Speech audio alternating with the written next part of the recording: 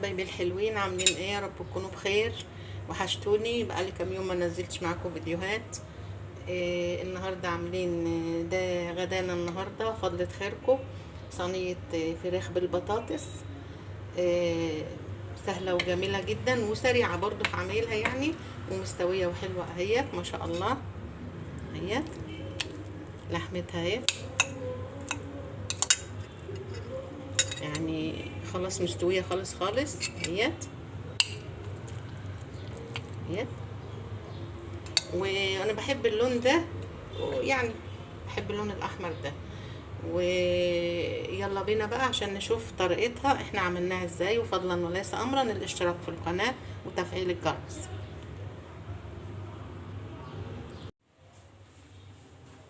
حبايبي انا هنا ده بصل، هقطع عندي بصلتين هقطعهم، وحط عليهم البهارات، ملح فلفل كمون بهارات فراخ. احنا النهارده عاملين صينيه الفراخ اهي، هوريها لكم واوريكم طريقتي فيها ازاي، وان شاء الله يا رب تعجبكم. انا ما كنتش عامله حساب ان انا هصور، عشان كده حطيت البصل والبتاع، بعدين رجعت تاني قلت ايه اصور اوري برضو لحبايبي طريقتي في عمل صينيه الفراخ.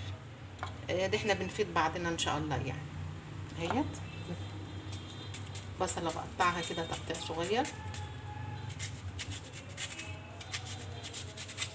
يا رب يكون واضح.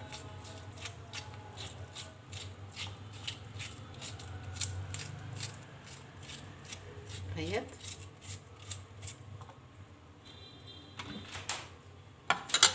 وهنا البطاطس انا غسلاها ونقعها في ميه وملح من يجي ساعه كده، والفراخ اهي انا برضو غسلاها ومصفياها، وهنبدا نعمل مع بعضنا ونشوف طريقتنا في عملها ازاي.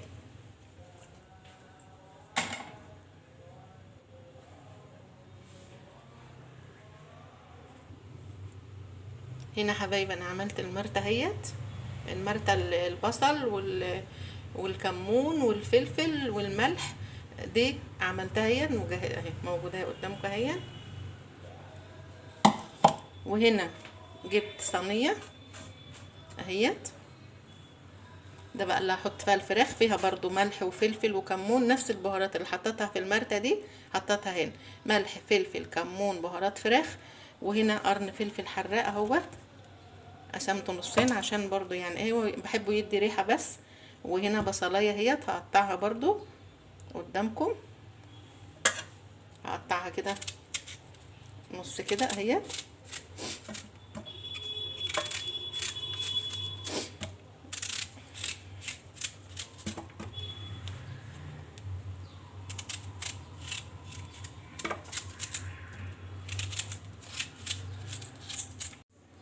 معلش حبايبي الفيديو فصل.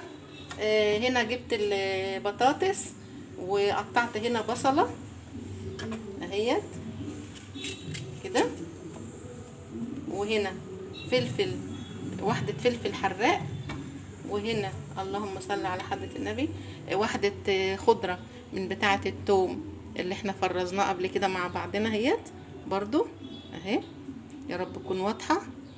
وحطيت فلفل وملح وكمون، نفس البهارات اللي حطيتها في المرتة حطيتها هنا في الصينية. وهنعمل بقى هتبل الفراخ معاكم اهوت. هنا مصفيه الفراخ اهيت في ميتها اهيت، فراخ متصفيه ونضيفها اهيت ما شاء الله اهيت. اجيبها بقى اتبلها، احط المرتة اهي هنا كده، احشيها كده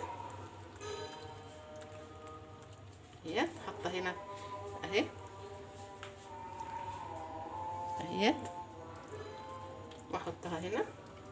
اجيب كمان واحده اعملها برضو قدامكم اهيت، بحط البصله كده بين الجلد والورك اهيت. هي فراخ صغيره مش محتاجه ان انا اشرحها بالسكينه يعني لانها صغيره اهي اهيت.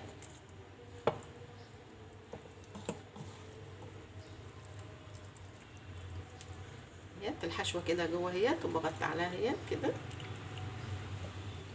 واكمل الباقي بقى وارجع لكم. حبايبي هنا انا ببقى اتخن قطعية البطاطس شوية مع الفراخ علشان تستحمل السوية يعني. اهي كده. طبعا عن ما بنعملها مع صلصة او حاجة يعني بحبها تخينة شوية.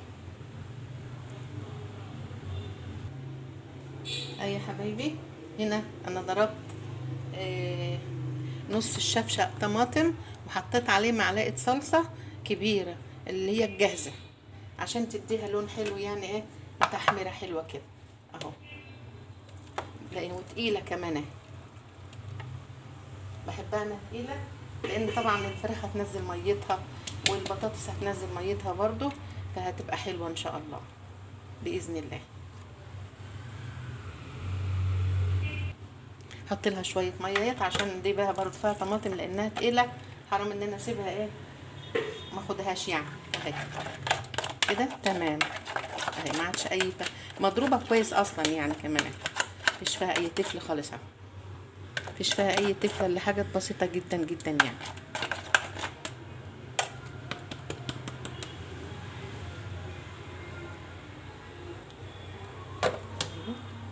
كده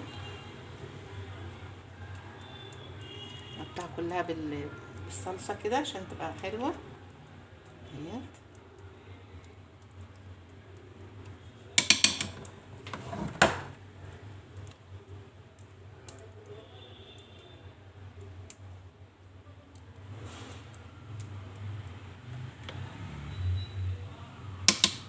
حط لها بقى رشه زيت على وشها كده.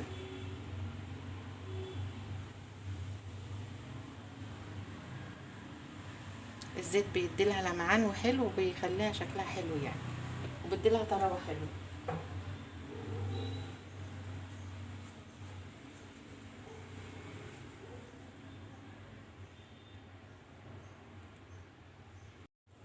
هنا انا جبت الفرشه اهيت عشان اعمل عليها تبقى الصلصه عليها كلها كده.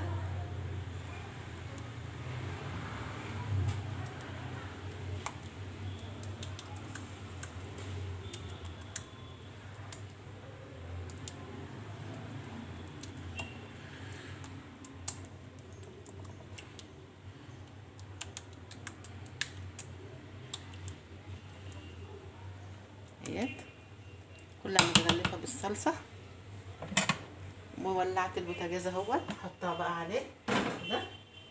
وبعدين لما تغلي بقى شويه ابدا ان انا احط الحله بقى واعملها فيها، وان شاء الله لما تخلص هنشوفها مع بعضنا ان شاء الله.